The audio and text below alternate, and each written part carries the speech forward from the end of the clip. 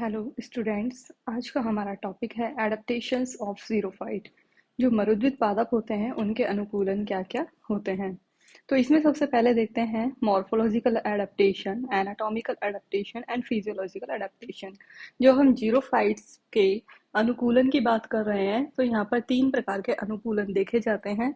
Morphological की बाह्य आकारिकी में क्या क्या उसमें अडेप्टेशंस आए हैं जिससे कि वो जीरोफिटिक कंडीशंस को, ड्रॉट कंडीशंस को टॉलरेट करने में सक्षम होता है। एनाटॉमिकल एडेप्टेशन की उसकी जो एनाटॉमी है उसमें क्या क्या चेंजेज हैं या क्या क्या एडेप्टेशंस हैं। इसी तरह से फिजियोलॉजिकल एडेप्टेशन। तो ये तीन एडेप्टेशन हैं जिनके बारे में हम देखेंगे। सबसे पहला है मॉर्फोलॉजिकल एडेप्टेशन या आकारिकीय अनुकूलन। आकारिकीय अनुकूलन की बात करते हैं तो यहाँ पर देखेंगे सबसे पहले रूट कि मॉर्फोलॉजिकल एडेप्टेशन में सबसे पहला यहाँ पर रूट देख रहे हैं कि रूट में किस प्रकार के एडेप्टेशन पाए जाते हैं। तो सबसे पहला पॉइंट है कि एक्सटेंसिव और विस्तृत, मतलब बहुत जमीन के अंदर वेल डेवलप्ड रूट यहाँ पर पाई जाएगी, उस फैली हुई होगी और वेल डेवलप्ड है, ब्रांच्ड होती है। जो रूट होगी बहुत ही ब्रांच्ड होगी, अत्यधिक शाखित। इसी तरह से रूट लेंथ स्टेम लेंथ से ज़्यादा होती है।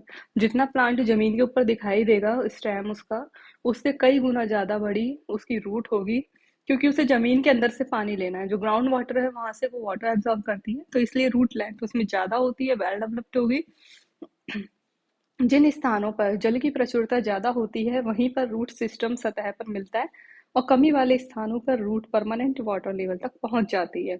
जैसे कुछ रीजन्स ऐसे हैं जीरोफाइट कंडीशंस में जहाँ पे पानी अवेलेबल हो रहा है, तो वहीं पर सिर्फ सतह पर मिलेगी क्योंकि उन्हें पानी अवेलेबल हो चुका है, मतलब कम गहराई पर।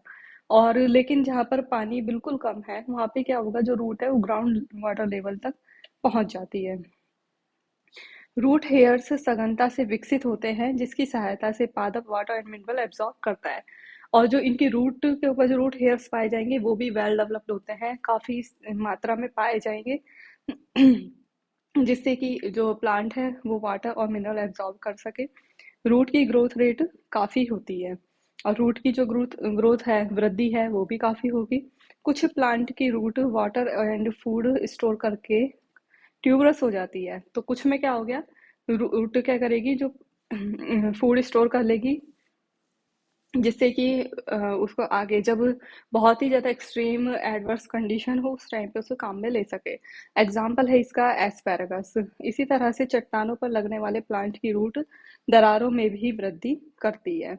इनके रूट कैप और रूट हेयर्स काफ़ी डेवलप्ड होते हैं। अब जैसे जो पहाड़ों की चट्टानें होती है उनके ऊपर भी प्लांट ग्रो करते हैं, वो भी एक तरह से जीरोफिटिक कंडीशन में आते हैं क्योंकि वहाँ पे वाटर अवेलेबल नहीं हो रहा है इजी से।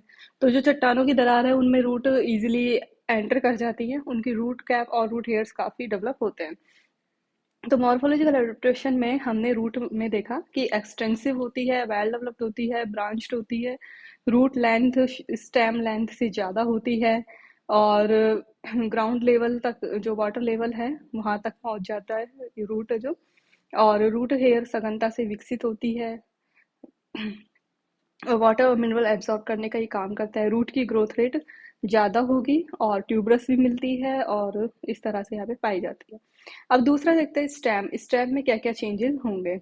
एरियल स्टेम कठोर काष्ठीय और झाड़ीय वृक्ष इस फॉर्म में मिल सकते हैं, बुड़ी होंगे और झाड़ी वृक्ष की फॉर्म में मिलते हैं। कुछ प्लांट में भूमिगत तना भी पाया जाता है जो कि राइजोम ट्यूबर एंड बल्ब की फॉर्म में पाया जाता है। एरियल स्टेम में मोम की परत पर वह सिलिका पाई जाती है। जो एरियल स्टेम होगा इसके ऊपर क्या होगा, ट्रांसपिरेशन कम हो इसलिए मोम की परत, वैक्स की लेयर या फिर सिलिका पाई जाएगी। हेयर का आवरण भी पाया जाता है। एग्जाम्पल है इसका कैलोट्रोपिस। कैलोट्रोपिस के प्लांट में जैसे देखते हैं छोटे छोटे हेयर्स या रोम पाए जाते हैं स्टेम के ऊपर। इसके अलावा कुछ तने पर लीफ लंबे कांटों या थॉर्न्स में मॉडिफाइड हो जाती है, कांटों में मॉडिफाइड हो जाती है लीफ। इसके अलावा कुछ में जो तना होता है वो फ्लैशी मासल हो जाता है और फूला हुआ बल्बस हो जाता है तथा लीफ डायरेक्टली रूट से निकली हुई प्रतीत होती है। तो इस तरह के जो अडेप्टेशंस है वो इसमें पाए जाएंगे। इसी तरह से अब यहाँ देखते हैं फाइलोक्लेड। इसमें क्या होगा कि जो एक्सट्रीम ड्रॉट कंडीशंस होती हैं, उस अत्यंत शुष्क परिस्थिति में उगने वाले पादप में तना लीफ के समान चपटा हो जाता है। तना क्या होगा, लीफ की तरह चपटा हो जाएगा, ग्रीन कलर का हो जाएगा और फोटोसिंथेसिस करता है और एक सकुलेंट स्ट्रक्चर बना देता है। लीफ लाइक सकुलेंट स्ट्रक्चर होगी जो कि फोटोसिंथेसिस करेगी। तो ये मॉडिफिकेशन होता है। ये क्या कहलाता है, फिलोक्लेड पर्णाभ स्तंभ कहलाता है। फाइलोक्लेड या फिलोक्लेड कहलाएगा। पर्णाभ स्तंभ कहते हैं कि जो तना है वो लीफ की तरह चपटा हो गया, सकुलेंट हो जाएगा और इसके अलावा वो ग्रीन हो जाएगा, फोटोसिंथेसिस का काम कर रहा है। तो इस तरह के अडेप्टेशन इसमें पाए जाते हैं। तो फिलोक्लेड किसमें पाया जाता है, ओपुन्शिया में, कोकोलोबा इसके एग्जाम्पल है। फिर इसके अलावा नेक्स्ट देखते हैं कि और कैसे मॉडिफिकेशन एडेप्टेशन पाए जाते हैं। कुछ प्लांट में लीफ स्केली हो जाती है और इनकी एक्सिल या कक्ष में निकलने वाली शाखाएं लीफ लाइक स्ट्रक्चर में मॉडिफाइड हो जाती हैं, जो कि लघु पर्णाभ, पर्णाभ पर्व या क्लेडोड कहलाती है। जब स्टेम मॉडिफाइड होता है, सकुलेंट स्ट्रक्चर बनाता है, तो फिलोक्लेड कहलाता है। जब लीफ मॉडिफाई हो रही है स्केली होकर के और मॉडिफाई हो जाएगी और तो ये क्या कहलाएगी, क्लेडोड कहलाती है। एग्जाम्पल है इसका एस्पेरगस। इसमें अनेक branches needle shaped structure cladode में मॉडिफाइड हो जाती है। तो ये जो ब्रांचेज हैं इसमें वो निडल शेप स्ट्रक्चर क्लेडोड बना देगी इसमें, एस्पेरेगस में। इन प्लांट में लीव्स की संख्या काफी कम होती है और फोटोसिंथेसिस का कार्य मॉडिफाइड स्टेम करता है। तो यहाँ पे क्या, लीफ का जिन प्लांट्स में अब लीफ कम है वहां पर फोटोसिंथेसिस का काम मॉडिफाइड स्टेम करेगा। तो इस तरह से हमने इसमें देखा कि स्टेम कैसा मिलता है जीरोफिटिक में। कठोर काष्ठीय वुडी होगा, झाड़ी या वृक्षी फॉर्म में होता है। भूमिगत तना भी पाया जाता है जो कि राइजोम, ट्यूबर और बल्ब होता है।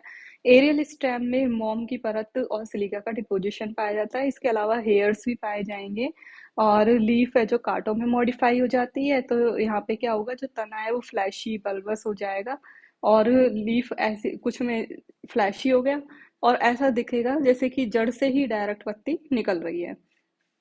और इसी तरह से जो एक्सट्रीम ड्रॉट कंडीशंस है वहां पर तना पत्ती के समान चपटा हो जाता है और फाइलोक्लेड बनाता है। इसी तरह से क्लेडोड होता है और जैसे लीफ कम है तो वहां पे फोटोसिंथेसिस का काम मॉडिफाइड स्टेम करता है।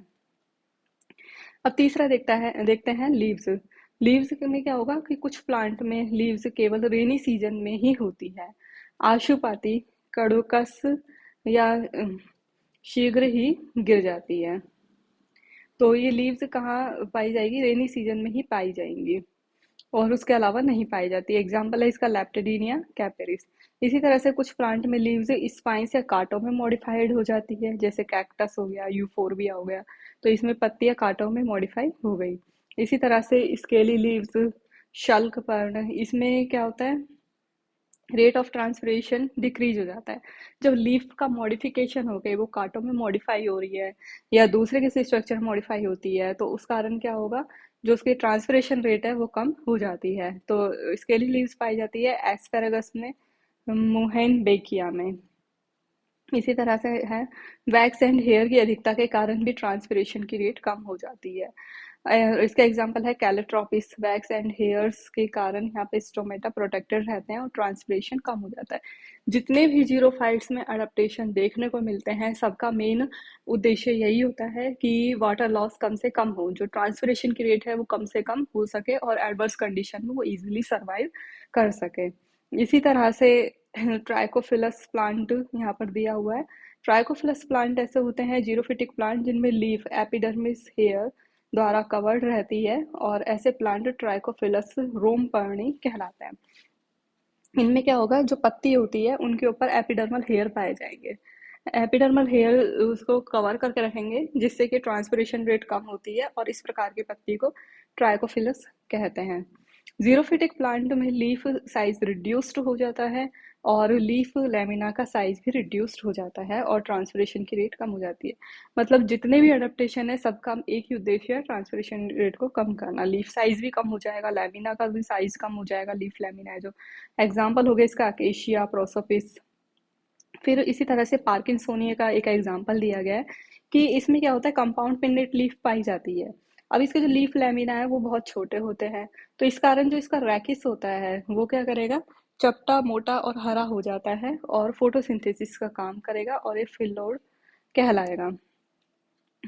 तो लीफ के तो क्या हो गई, बहुत छोटे साइज की हो गई। अब रैकिस है वो चपटा हो जाएगा और ग्रीन कलर का हो जाएगा, फोटोसिंथेसिस कर रहा है और फिल्लोड कहलाएगा, पर्णव ग्रंथ। इसी तरह से एक एग्जांपल यहाँ दिया हुआ है ऑस्ट्रेलियन अकेशिया का, जिसमें बाइपिन्नेटली कंपाउंड लीफ पाई जाती है, रैकिस और पर्णग्रंथ का भाग यहाँ पर चपटा हो जाता है और फिल्लोड कहलाता है। तो ये दो एग्जाम्पल यहाँ पर दिए हुए हैं फिल्लोड के, कि एक तो पार्किंसोनिया और एक ऑस्ट्रेलियन अकेशिया। अब जो फिल्लोड होते हैं इसका फंक्शन क्या होता है, एक तो फोटोसिंथेसिस हो गया क्योंकि इसमें क्लोरोफिल प्रेजेंट है, और दूसरा फंक्शन इसका क्या हो गया, रिड्यूस रेट ऑफ ट्रांसपिरेशन। तो ये मॉडिफिकेशन हुआ ट्रांसपिरेशन को कम करने के लिए, तो वाटर लॉस को कम करने के लिए ये मॉडिफिकेशन इसमें पाए जा रहे हैं। कुछ प्लांट की लीफ सरफेस चमकदार होती है और ये क्या करती है, सनलाइट को रिफ्लेक्ट कर देती है। प्लांट सरफेस चमकदार है, कई पत्तियां भी देखते हैं जीरोफिटिक प्लांट की, तो उनकी जो ऊपर की जो लेयर होती है काफी शाइनी सी होती है, ग्लॉसी, तो ये रिफ्लेक्ट करने का काम करती है सनलाइट को। एग्जाम्पल है इसका नीरियम। फिर इसके बाद देखते हैं जैसे स्लेजिना, एक स्लेजिनेला का एग्जाम्पल भी यहाँ दिया हुआ है। स्लेजिनेला इसको क्या कहते हैं, पुनर्जीवी पादप भी कहते हैं, रिसरक्शन प्लांट भी इसको कहते हैं। इसमें क्या होता है, जब पानी की कमी होती है तो उस कारण से पत्तियां गोल हो जाती हैं, जैसे ही पानी प्राप्त होता है पादप को तो वापस से ग्रीन कलर की हो जाती है सामान्य। तो इसको पुनर्जीवी पादप या प्रोफाइट भी कहते हैं। इसी तरह से साइकस में देखते हैं, साइकस की जो पत्तियां होती हैं वो लैदरी होती हैं, गूदेदार होती हैं और स्क्लेरोफिलस कहलाती हैं। पर्ण पर उपस्थित स्टिप्यूल कांटों में मॉडिफाई हो जाता है। अब इसके अलावा जो लीफ पर जो स्टिप्यूल पाए जाते हैं अणुपर्ण, वो भी कांटों में मॉडिफाई हो जाएंगे। इसका एग्जाम्पल है जिजीफस, अकेशिया, प्रोसोपिस। फिर है बुलीफॉर्म सेल। बुलीफॉर्म सेल क्या होती है, जो मोनोकॉट्स होते हैं, कोई भी मोनोकॉट, जैसे मक्का हो गया, जो क्रॉप प्लांट होते हैं ग्रेमिनी फैमिली के मेंबर, तो उसमें क्या होगा, जैसे मक्का में ही देख लेते हैं, तो जो एपिडर्मिस होती है उसके बीच बीच में, सेल्स के बीच में कुछ बड़े साइज की सेल्स पाई जाएंगी, और ये सेल्स क्या होती हैं, जब मोटर ऑफ बुलिफॉर्म सेल कहलाएंगी। और इनका काम होता है ट्रांसपिरेशन रेट को कम करना। अब ये कम कैसे करती हैं, जब टेम्परेचर इंक्रीज होता है तो वाटर लॉस भी ज़्यादा होगा, तो उस वाटर लॉस को कम करने के लिए ये क्या करती हैं, ये जो लीफ होती है वो अपनी गोलाई में सिमट जाएगी। तो इस तरह से ये पाया जाता है बुलिफॉर्म सेल। जीरोफिटिक मोनोकॉट्स की लीफ की एपिडर्मिस सेल्स में कुछ सेल साइज में बड़ी हो जाती हैं और मोटर ऑफ बुलिफॉर्म सेल कहलाती है। हाई सनलाइट में ट्रांसपिरेशन को कम करती है और लीफ अपनी गोलाई में सिमट जाती है और ट्रांसपिरेशन से होने वाले वाटर लॉस को कम करती है। एग्जाम्पल है इसका पोआ ग्रास और जियामेज। फिर नेक्स्ट देखते हैं फ्रूट, कि फ्रूट में क्या मॉडिफिकेशन होता है। रिप्रोडक्शन होगा प्लांट में। रिप्रोडक्शन हमेशा फेवरेबल कंडीशन में होगा। फेवरेबल कंडीशन क्या होगी, जब वाटर अवेलेबल है एटमॉस्फेयर में, तो ये रेनी सीजन में इसमें रिप्रोडक्शन देखा जाता है। एटमॉस्फेयर से मॉइस्चर एब्जॉर्ब करके फ्लावरिंग होती है। एटमॉस्फेयर से क्या करेंगे, मॉइस्चर एब्जॉर्ब करेंगे, फिर उसके बाद इसमें फ्लावरिंग, फ्रूटिंग, ये सारी प्रोसेस देखने को मिलेगी। रिप्रोडक्शन जब एटमॉस्फेयर में मॉइस्चर ज्यादा है उसी टाइम पर होगा। सीड के ऊपर मोटा बीजावरण या टेस्टा पाया जाता है, जो कि प्रतिकूल वातावरण में भी सीड को वायबल रखता है। वायबल से मतलब हो गया जो उसके अंदर जो मटेरियल है वो लिविंग ही रहे, कि जब उस सीड को जर्मिनेट करना है, जब उसको फेवरेबल कंडीशन मिले तो इजीली जर्मिनेट कर सके। तो इस तरह से सीड के ऊपर मोटा बीजावरण या टेस्टा उसमें पाया जाएगा। और ये टेस्टा के कारण क्या होता है, तापक्रम के जो हाई टेम्परेचर है उसके लिए सहनशील होते हैं। जल की उपलब्धि और फेवरेबल कंडीशन होने पर लाइफ साइकिल को ये कंप्लीट करते हैं। तो आज के इस टॉपिक में हमने देखा कि मॉर्फोलॉजिकल अडेप्टेशंस ऑफ जीरोफाइट, जिसमें हमने रूट के अडेप्टेशन देखे कि किस प्रकार की रूट पाई जाती है। दूसरा अडेप्टेशन हमने स्टेम में देखा कि किस किस प्रकार के अडेप्टेशन इसमें पाए जाते हैं। तीसरा हमने पत्तियों में अडेप्टेशन देखे हैं कि जीरोफिटिक प्लांट की जो पत्तियां उसमें किस प्रकार के अडेप्टेशन होते हैं जिससे कि ट्रांसपिरेशन रेट कम हो सके। और इसी तरह से लास्ट है कि फ्रूट एंड फ्लावरिंग की रिप्रोडक्शन किस टाइम पर होता है। तो ये आज के हमने टॉपिक में देखा।